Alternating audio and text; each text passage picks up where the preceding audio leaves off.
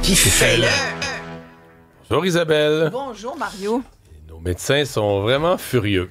Est-ce que ça t'inquiète? Parce qu'il y a des gens qui s'inquiètent de dire que tu ne pourras plus faire fonctionner un système de santé avec des médecins aussi en colère. Bon, d'abord, je pense que ce matin, il faut rassurer tous les gens qui doivent aller voir un médecin, se faire soigner, qui sont malades. Il y a beaucoup de patients au Québec. J'écrivais là-dessus en fin de semaine et je pense qu'il y a cette espèce d'inquiétude de la part des patients québécois de dire est-ce que je vais perdre mon médecin, parce que c'est ce qu'on entend. Alors, je pense que ce matin, il faut que tout le monde respire un peu par le nez, les spécialistes, les omnipraticiens, le ministre de la Santé, Christian Dubé également. Lui a l'air un petit peu plus ouvert aujourd'hui à vouloir négocier. Tu sais, il y a des semaines, pour pas dire des mois, Mario, on s'est dit ici, je t'en avais parlé, on avait fait une chronique là-dessus, j'avais dit le ton, dès le début, là, le ton de cette négo, c'était pas le bon ton. C'était un... Écoute, ils auront, quand je dis ils, le gouvernement de la CAQ, le ministre de la Santé, Christian Dubé, que je ne reconnaissais pas d'ailleurs au début des négos, c'est comme s'il était là, il était parti sur les chapeaux de roue, il voulait se faire les médecins. Il est parti à la guerre dès le début. Et c'est très mauvais de partir une conversation comme ça pour des mois après arriver à ce qu'il a dit hier en entrevue très molle. J'ai beaucoup aimé ton entrevue de tout à l'heure, j'ai plus appris de choses. Mais hier, il disait, ouais, c'est sûr que le ton était peut-être pas le bon au début.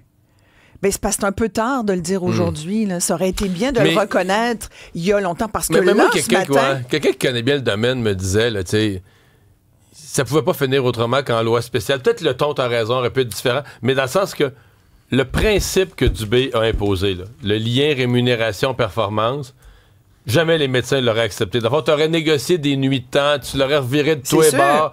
Il y a comme un point où il fallait l'imposer, parce que ça fait, à moins que tu veuilles l'abandonner, mais si tu veux l'avoir, ça n'aurait jamais été accepté dans aucune forme de négociation. Les médecins l'auraient pris. Mais c'est sûr. Écoute, j'ai retrouvé un rapport de 2019 qui avait été fait à l'époque par Alain Dubuc, professeur associé à HEC Montréal. Le titre, rapport de 55 pages, « La rémunération des médecins, une approche économique ». Il conseillait la CAQ, M. Dubuc, à l'époque, mais c'est-à-dire, c'est un rapport des HEC, mais entre autres, la CAQ s'est beaucoup intéressée à ça. C'est vraiment l'espèce de dossier de François Legault qui a déjà été ministre de la Santé. Puis c'est important de rappeler tout ça parce que ça explique beaucoup la situation dans laquelle on est aujourd'hui. Et en campagne électorale, à l'époque, François Legault avait dit « Moi, je veux réduire d'1 milliard l'enveloppe salariale des médecins. » Je veux dire, il faut mais quand ça, même... il l'a pas fait. Il l'a pas fait. C'est ça qu'il essaye un peu de rattraper aujourd'hui. Vraiment maladroitement, il faut le dire. Mais à l'époque, il faut quand même le dire, on a consenti 7 milliards de dollars aux médecins à l'époque de Philippe Couillard. Là, ce qui était beaucoup trop, et le rapport d'Alain Dubuc le dit, le rattrapage salarial des médecins québécois a non seulement été atteint, mais il a été dépassé, particulièrement dans le cas des médecins de famille. Et là, il recommandait, lui, au gouvernement Legault, de mettre en place des mécanismes de correction, comme un gel ou une croissance très lente de la rémunération. C'était il y a 6 ans. Alors, mais c'est ce qui s'est passé. Ils n'ont pas eu d'augmentation vraiment depuis ce temps-là. Mais non, mais c'est parce qu'il y en avait eu une vraiment immense. Tu sais, je veux dire, quand j'entends les médecins dire depuis 10 ans, on a eu un gel de salaire. Non, c'est parce qu'il y a 10 ans, vous avez eu 7 milliards. Il faut aussi... Après, est-ce qu'on veut que nos salaires que nos médecins fassent moins de salaire aujourd'hui qu'hier?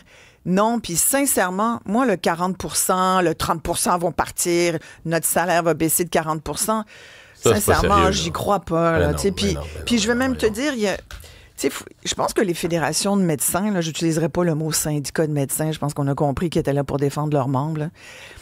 Les fédérations de médecins ont une responsabilité aussi par rapport ils ont une par rapport à leurs membres, mais par rapport aux patients du Québec, aux contribuables. Puis c'est aussi de calmer le jeu.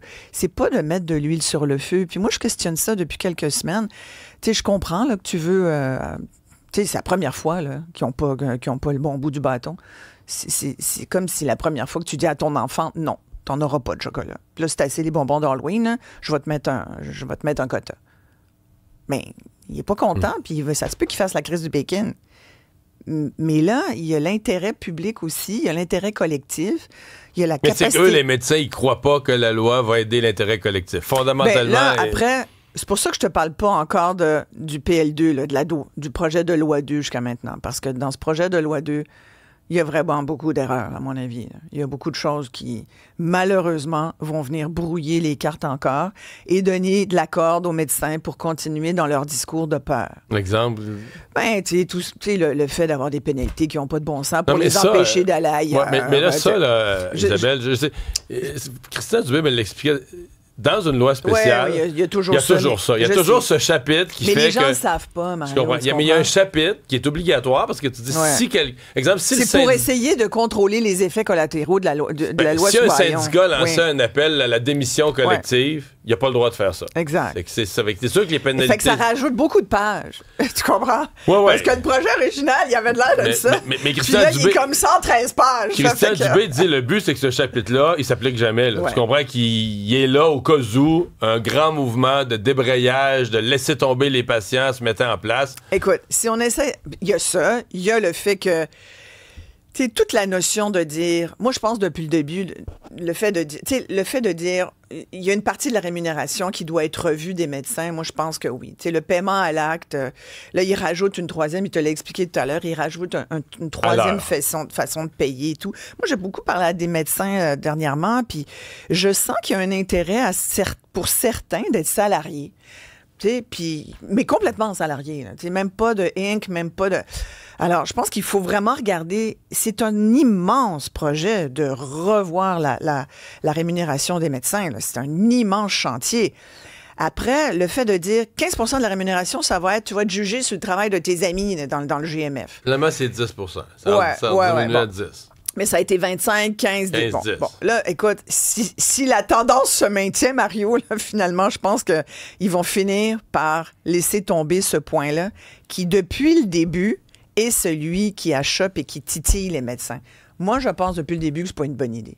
Parce qu'il y a quelque chose qui ne marche pas dans la logique là-dedans. Il n'y a personne qui veut être tributaire du travail de l'autre. Là, alors, après, que tu t'attendes à ce que tes médecins fassent un certain nombre d'actes par jour, qu'ils prennent plus de patients, oui, mais je pense qu'il y a beaucoup plus de cas par cas. Des médecins. Puis là, souvent, on a les médecins, les psychiatres, par exemple, qui vont nous dire, ça n'a pas de bon sens. Moi, j'ai des patients, je passe 1h15 avec. Parfait. Hey, gars, si c'est quelqu'un qui est dans un état psychotique, passe 1h30 même avec s'il faut, tu comprends? Semble-t-il que c'est eux qui avaient demandé la rémunération à l'heure pour des cas comme ceux-là. Oui. Là, ils l'ont obtenu. Mais je pense que c'est ça. Il n'y a pas de politique mur à mur. C'est ça qu'il faut retenir aussi.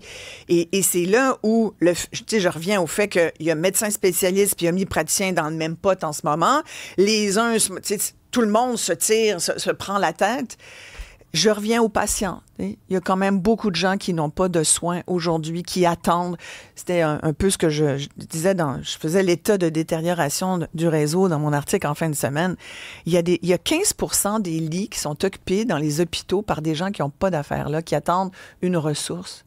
Comment ça se fait? Il y a tout l'élément organisation du réseau. Ils attendent d'aller soit dans un CHSLD, une ressource intermédiaire ou autre. Ce 15%-là, faut leur ramener des cabarets avec du jello puis du manger mou. Faut toujours bien prendre leurs signes vitaux. Tu sais, ça occupe du monde à l'hôpital. Ce 15%-là, on peut-tu le gérer comme tout de suite, là? Santé Québec, pouvez-vous vous occuper de ce 15% qui n'a pas d'affaires à l'hôpital, qui pourrait désengorger? Fait que, tu comprends, je pensais beaucoup à Santé Québec ce matin, parce que y a toujours leur nouvel outil, c'est le fun, mais j'espère qu'ils font autre chose. Que fait Santé Québec? Moi, je les entends pas beaucoup. Tu te souviens qu'il y a un an, quand ça a été créé, ministre Dubé disait, Santé Québec, ils vont être là pour faire un peu ce que moi, je suis obligée de faire au quotidien, c'est-à-dire venir vous expliquer. Eux, c'est leur job. On va un peu décentraliser ça. Ça va être centralisé à Santé Québec. J'ai encore de la misère à comprendre ce que Santé Québec fait vraiment. Là, je dis pas qu'ils travaillent pas. Non, ils gèrent le réseau. Mais ouais, c'est ça. Mais on peut-tu avoir un petit peu plus d'informations? Moi, je pense qu'ils auraient avantage à communiquer plus, à sortir plus, surtout maintenant qu'on dit qu'on a déposé le projet de loi 2 et que là, on va vraiment pouvoir l'expliquer. On a hâte d'avoir vraiment des grandes explications. Je pense qu'on le doit aux patients du Québec, on le doit aux médecins aussi qui se font imposer des conditions. Moi, je comprends, là, tu sais, ces gros changements. Là. Explique-les-moi, là, mes conditions, si tu les changes beaucoup. D'accord, mais il faut que les médecins soient d'accord pour participer. Hein? Je pense que les médecins, au-delà du contenu du projet de loi, sont fâchés contre l'espèce de... C'est pas arrivé souvent. Dans l'histoire, c'est jamais arrivé, c'est arrivé à la Fondation de l'assurance maladie. Mais c'est jamais arrivé Après, que les médecins jamais. se sont fait tenir tête par un gouvernement. Jamais. Ils ont toujours obtenu ce qu'ils voulaient. Alors, tu sais... moi, je lis plein de témoignages, puis j'en ai eu à mon émission, puis probablement qu'encore aujourd'hui, je vais aborder le sujet à 13h, mais c'était des médecins qui disent, moi, je voudrais, je lis des femmes médecins, puis je trouve ça, moi, ça me touche comme femme de lire qu'aujourd'hui, 70% des femmes, des médecins sont des femmes, puis elles estiment qu'elles vont être les premières victimes. Ça, j'ai pas compris le pourquoi. J'ai lu ça, je comprends pas. Moi, je vois que c'est vraiment, puis, tu sais, entre autres, une mère monoparentale qui dit, moi, je peux pas travailler plus, il faut que je m'occupe de mes enfants, être en congé de maternité. Hey, est-ce que j'ai le droit d'être maman et médecin? Ben oui, fille, tu as le droit d'être maman et médecin, mais ça, c'est tout le débat sur le partage des tâches. Puis c'est sûr que si t'es mère monoparentale, je veux dire, on va tous sortir. Moi, je l'ai été, mère monoparentale, puis pendant plusieurs années. C'est pas un endroit le fun, là. Tu rushes ta vie, mais je veux dire que tu sois médecin, journaliste, avocate... Tu comprends? C'est plus un autre débat, ça, la qualité de vie par rapport au travail. Mais tu sais, regarde les profs, là, je ne sais pas si on a le temps, mais il y a quand même 1300 enseignants à temps plein qui ont démissionné. Moi, il y a 2 ans, j'ai fait un documentaire qui s'appelle La Grande Démission, on s'en était parlé. Puis on me disait, t'exagères. T'exagères, franchement, tu parles de grande démission, wow. Ben aujourd'hui, ça confirme mon affaire. C'est qu'il y a un courant, puis c'est aussi c'est qu'à un moment donné, j'ai l'impression que les attentes des travailleurs, puis c'était ça dans mon docu, dépassent ce que le milieu du travail peut offrir. Et il faut pas oublier que depuis 5 ans, on vit à l'ombre d'une pandémie et on est ressorti de là très meurtri à se dire, mon Dieu, si on est pour mourir demain, on veut-tu se faire suer au travail? Fait que c'est tout. Non, mais tu ris. Non, mais il reste des traces psychologiques. Oui, toute cette conversation-là, tu sais, de dire, hey, mon boss, il me fait suer, je suis obligé, moi, là. Fait que parce que dans les démissions de profs, il y en a qui retournent dans l'enseignement, là. C'est une démission d'une commission, d'un centre de services scolaires, exact. Mais ils retournent dans un autre. Oui, puis il y en a qui vont faire autre chose, puis il y en a qui vont... Tu comprends? Mais c'est sûr qu'on est à un moment charnière dans notre façon d'aborder notre vie au travail par rapport à notre vie professionnelle. C'est un sujet fascinant. Isabelle, merci beaucoup. Merci à vous.